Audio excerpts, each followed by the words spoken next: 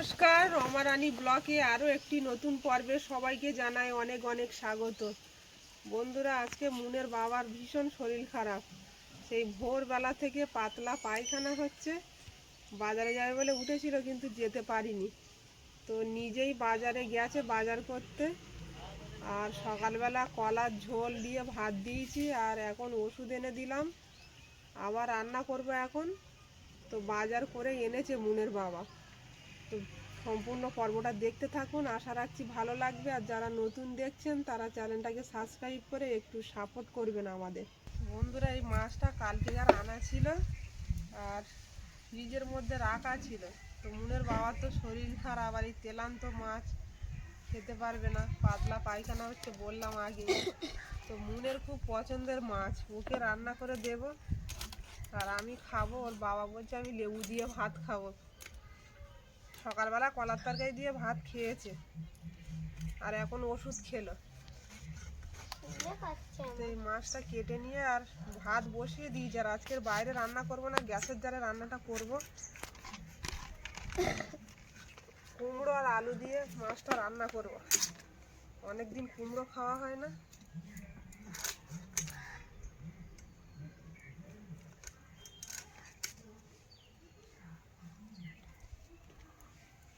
কুমড়ো দিয়ে খাবে তো, না ভাজা করতে হবে? আবার খিদে পেয়ে গেছে? সকালবেলা তো ভাত খাওনি।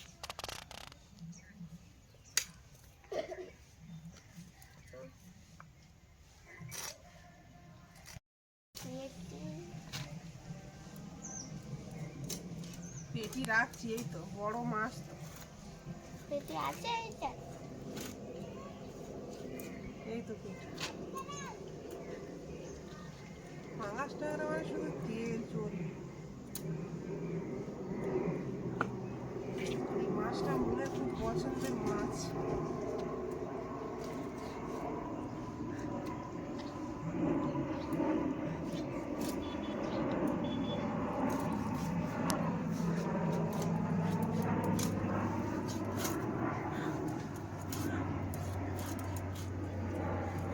তো আজকে আর ওখানে যাইনি মাছ কাটি, রাস্তার উপরে বসে মাছটা কেটে নিচ্ছি। ওখানটা ছায়া, ফুল গাছটা আছে না,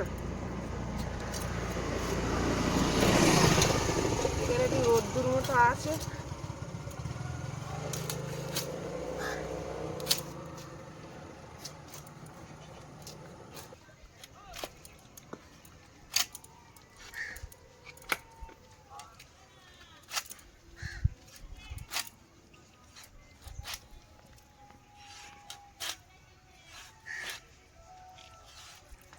কলটা ছেড়ে দাও তো, মাছটা ধুয়ে নি। তোমার তো খিদে পেয়ে গেছে, রান্না করবো না। ধুয়ে নিচ্ছি এখান থেকে। সকালবেলা কলার ঝোল রান্না করেছিলাম, ওই অল্প আছে, ঝোল নেই না। যা আছে কলার দেওয়া থাকলেই হবে। আমি একটু লেবু দিয়ে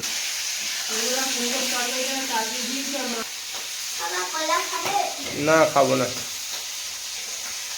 তুমি ঠান্ডা লেগে আছে, কলা খাচ্ছ? বাড়ির গাছের কলা কালকে এনেছিলাম, একদিন এনেছিল। তো মূলত সারাক্ষণ ঠান্ডা ভাত হলে কোনো কিছু খাওয়ানো যায় না। ডাক্তারখানে নিয়ে গেলাম, বললো এখন একটু ফলটলগুলো দিও না, ফোন দিয়ে।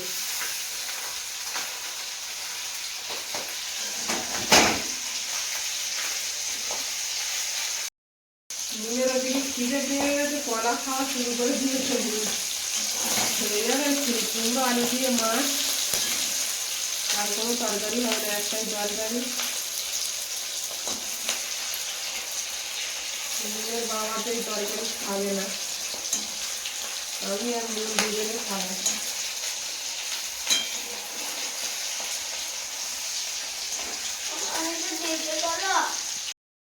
পাঁচ চামড়া মাছ একটু গন্ধ লাগে, নুন হলুদ আর লঙ্কার গুঁড়ো ধনের গুঁড়ো মাখিয়ে আর ভাজা করছি, দেখি গন্ধটা কেটে যাবে।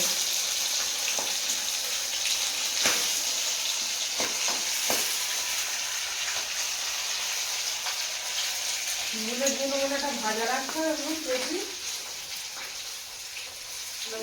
ঝোলে দিয়ে দেবো।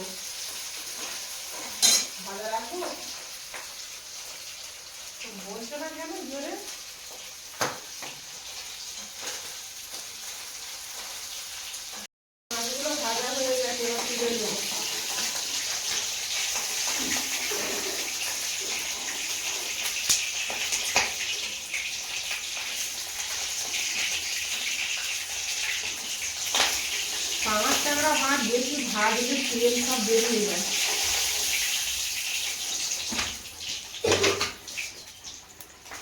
মানে ঠান্ডা দাও খাই।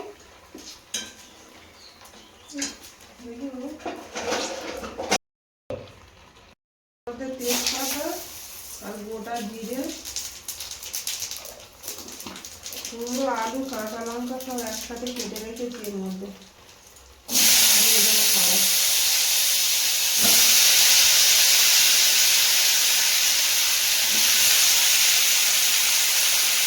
লবণ দিয়ে দেবো,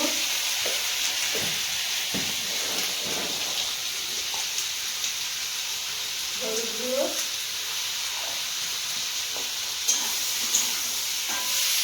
কুমড়োটা চিনি দিতে লাগবে না, কুমড়োটা খুব ভালো কুমড়ো, দেখে বোঝা যাচ্ছে পুরো নুড়ের জানো, চায়না কুমড়ো বলে অরিজিনাল।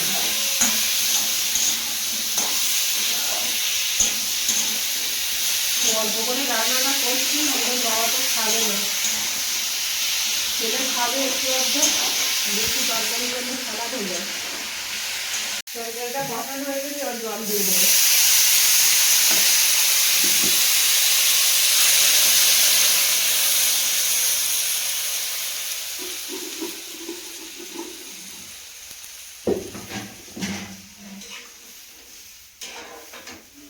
আজকে মুনের খাওয়াটা হবে ভালো, এগুলো পছন্দ করে, ঢেকে দেবো।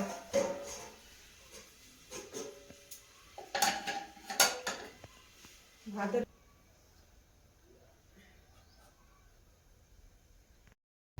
খেতে বসে গেছি আমি আর মুন আগে।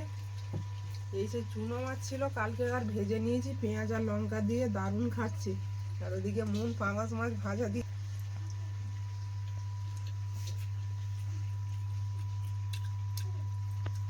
চুনো মাছ যা এনেছিলাম প্রায় আমার একাই খেতে হলো, কেউ খায় না। তুমি কখন খাবে? খাবো একটু পরেই খাবো, তোমরা খেয়ে নাও।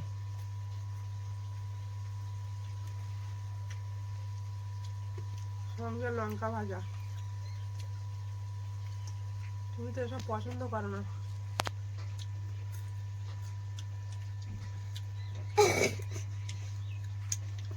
বাবা মাছও পছন্দ করে না, শুধু পায়রা মাছ পছন্দ করে, তাই না? শুধু পায়রা মাছ? কত ধরনের মাছ নিয়ে আসছি, তুমি খাচ্ছ আর এরকম কথা কেন?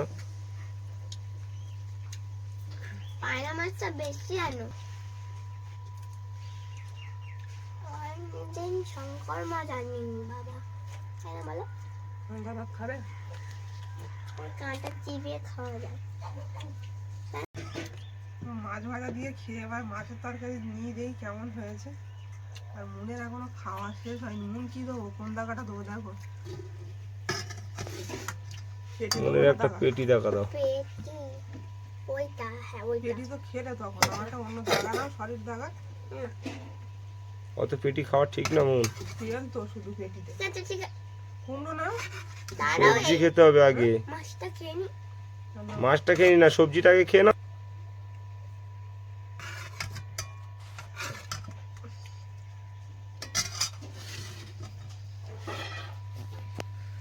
কুমড়োটা দারুণ গলে গেছে মোমের মতো। তো আর একটু নাও কুমড়ো। নেবো আমি, এক খেয়ে পিস নিই। আলু নিয়েছো, আর একটু ঝোল দিয়ে ভালো করে মাখিয়ে খাও। শুকনো কেন খাচ্ছ? কেমন হয়েছে? বললাম না কুমড়োতে চিনি দিতে। মন কুমড়ো দিয়ে খাও। ঝোলটাও খুব ভালো লেগেছে। মাখিয়ে দিই মন, মাখিয়ে দেবো। এই কাঁটা ফুটেছে নাকি গলায়? না না, তাহলে মুনের ভাতটা না মাখিয়ে দিলে ওইভাবে উঠে চলে যাবে, খাবে না। সকালের ভাত এখন ওই গামলাতে ঢাকা, খাচ্ছ না, না খেলে কি করে হবে।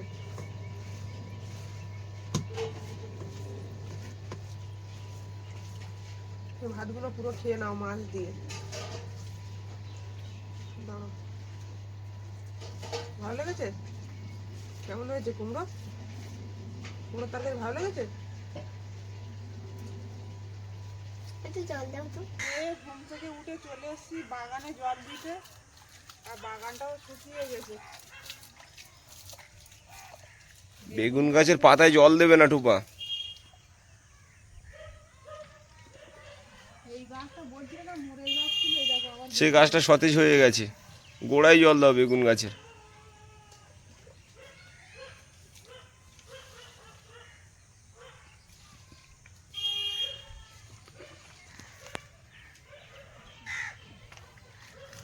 পালং গাছের জল দিতে লাগবে। এই পালং শাক লাল শাকের জল দাও বেশি করে, একদম শুকিয়ে গেছে।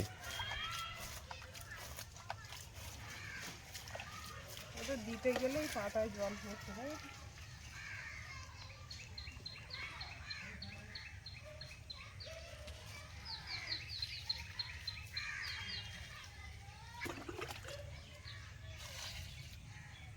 এই সাইডে গাছটা একটু বেশি করে দাও।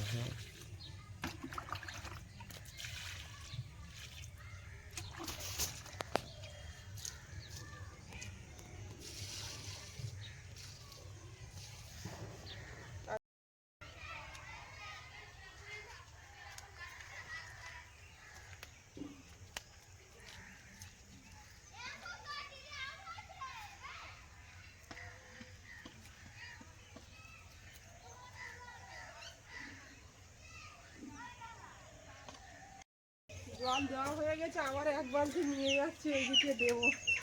ধনে পাতা গাছ একদম শুকিয়ে গেছে। বিড়ালটা দেখো বসে আছে, দেখো পুরে বাবা দুজন দুর্মুখ হয়ে বসেছে, ঝগড়া করার পরিকল্পনা নিচ্ছে মনে হয়। তাকাচ্ছে এদিকে ওদিকে।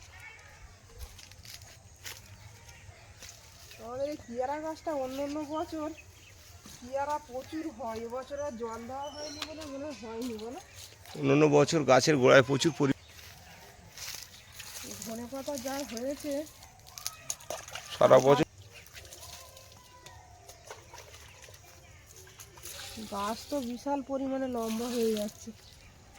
লেগে গেছে এখন। এই সাইডে ধনে পাতাগুলো দাও।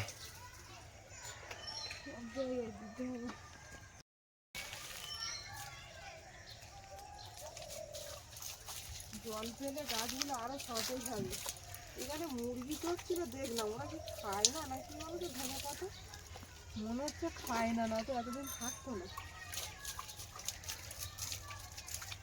মুরগি হ্যাঁ অনেক মুরগি এখানে পাতা কেটে খেলে গাছ থাকে।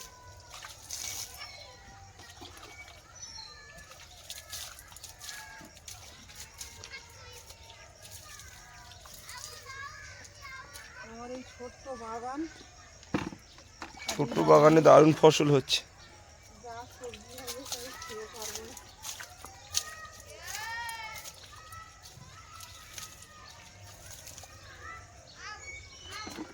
গাছের পেয়ারা গাছের গোড়াটা পুরো শুকিয়ে গেছে দেখো।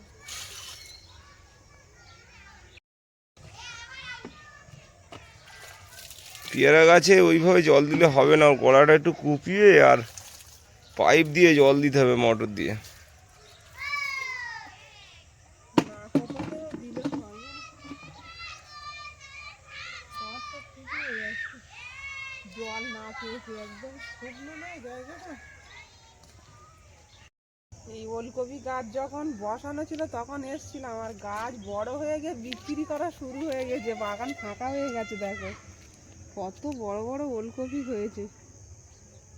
ওইদিকে আবার ফুলকপি দেখছি গো, ওই যে কি ব্যাপারে একটা ফুলকপি দেখছি ওলকপি বাগানে। ওই চারার মধ্যে একটা বসিয়ে দিয়েছে, না এর ভিতরে ছিল নাকি নাকি কে জানি, একটাই তো পারে। দেখছি। এই তো ফাঁকা হয়ে গেছে, তুলে হয়তো বিক্রি করে দিয়েছে। ওলকপিগুলো সব সাইজ হয়েছে দারুণ। হয়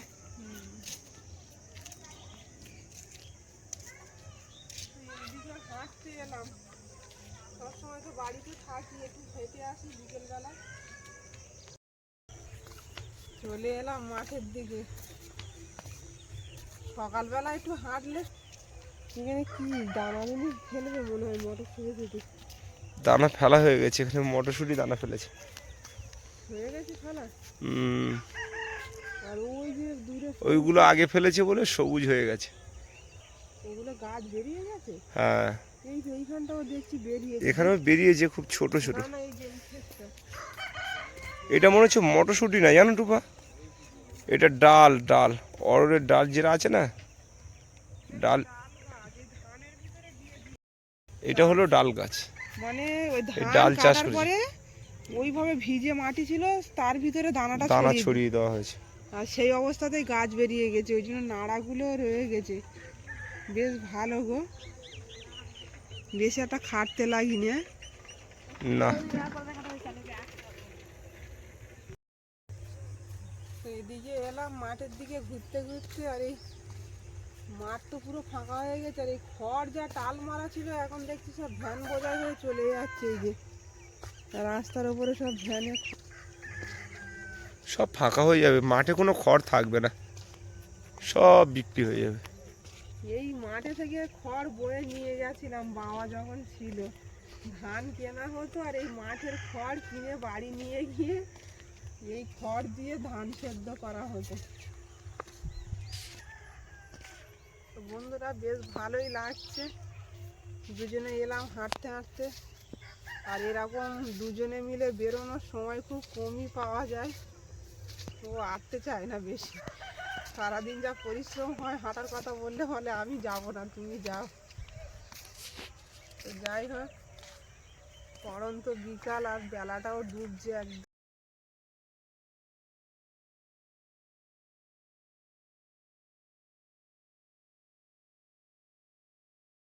তো বন্ধুরা, পর্বটা এখানেই শেষ করব। পর্বটা যদি ভালো লাগে একটু কমেন্টে জানাবেন। আর সবাই ভালো থাকবেন, সুস্থ থাকবেন। দেখা হচ্ছে আগামী পর্বে। নমস্কার।